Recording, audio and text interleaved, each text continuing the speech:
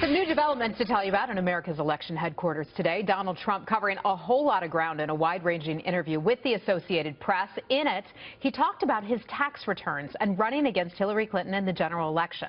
Mr. Trump saying that while he planned to be tough on her, he may avoid negative ads, explaining this, quote, "I just don't find them to be very effective. I've had over $100 million in negative ads spent on me, and every time it's boosted my numbers."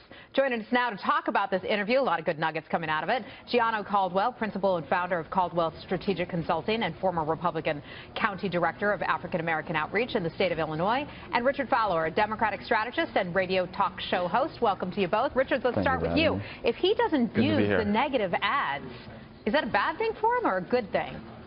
Well, I think it's actually a really good thing. If you look at some of the battleground states, for example, in the last election in Florida, all you saw was negative ad on top of negative ad on top of negative ad. And what ends up happening is the message completely gets muddied. And because the message gets muddied, you don't have a chance. You won't have a chance to say, make America great again. It'll be a whole bunch of mud and nothing gets done about it, which is why negative advertising in this post-Citizens United world is not the best use of money or capital. But, Gianno, the conventional wisdom in politics has long been negative ads work. Well, we see that Donald Trump is not a conventional candidate, and he's made this an unconventional election cycle. I think when it comes to Donald Trump, especially considering the fact that he says that, hey, I may or may not run ads against Hillary Clinton, and what we notice is the wall-to-wall coverage in which he has generated throughout this entire election cycle provides ads in and of itself. Whatever he says about Hillary Clinton gets ran in the cycle, and we'll see it get ran time after time on every network. So what's the point in spending money on ads when you have the media to push your message for you? Well, it would be fascinating if he didn't go negative on her and instead ran an inspiring positive campaign with a message. That would be something pretty new in elections. I want to talk about his taxes, and he has said, he told the Associated Press that he really saw no reason to release them, saying, quote, "There's nothing to learn from them."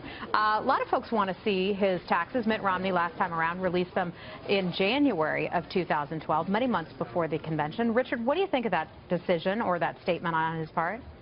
Oh, I think every candidate should release their tax returns, and here's why. What the tax returns show you is what this person is paying for taxes, right? So and I think why Donald Trump is afraid of releasing his taxes, because maybe his marginal tax rate is at 6 or 7 or 8% because of tax loopholes in our broken tax system. He doesn't want the secretaries, and he doesn't want the bricklayers and the painters and the carpenters of the world to know that they pay more in taxes percentage-wise than he does, which is why he's delaying as much as possible. But we have had very wealthy candidates before, whether it's John Kerry and certainly others. Mitt Romney, for example, they've released theirs. Yeah, Gianna, what do you think? I think that in this particular case, a candidate like Donald Trump, who has pontificated about his business success and how he's used the laws to his advantages, I don't think that it's problematic for him to say, I don't want to release my taxes. And unlike Richard, I think that in this case, he doesn't need to. Why? Because there's been an analysis done on his wealth.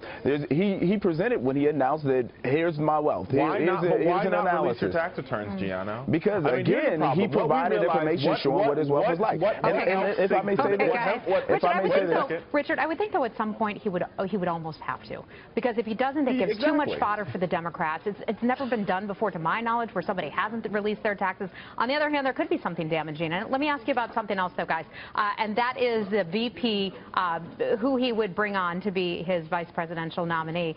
Richard, what do you think about Chris Christie? And he said 5 or 6 people he's looking through right now. Well, I don't think Chris Christie is at the top of his list. I think he'll be the head of the transition team, but Chris Christie has way too much water under the bridge, both literally and figuratively. The Bridgegate scandal has harpooned Chris Christie. Yeah, but that thing's a done deal. Gives him nothing. Yeah, but it gives him nothing. He won't win New Jersey as a state. So he's going to have to find a candidate that's going to give him a chance to win a state, right? So Joan C. Ernst, a senator from Iowa, is a good pick. I would argue maybe Jan Brewer in Arizona might be a good pick. He's going to have to find a battleground candidate or a candidate from a battleground state that will give him some ground and some leverage against what will be a very, very powerful Democratic ticket in a situation where he doesn't have African Americans, he doesn't have Latinos, and he doesn't have women. Yeah, Gianna, when he's just talking about they're picking somebody for geography, that's one of the things that Donald Trump says he won't do. He's not going to pick somebody from a state, a battleground state necessarily. Yeah, and I would say to Richard's point on he doesn't have women, we're seeing that Hillary Clinton's numbers are very bad. So moving on, though, I think Donald Trump's. Richard, have you been around open cans of paint? Because that was a delusional statement. I'm just being honest. That was very delusional. I was talking about the ORC Wall Street Journal poll, but okay. All right, guys, we're gonna have to leave it there. Richard Fowler and Gianno Caldwell, great to have you here. Thanks so much for joining us today.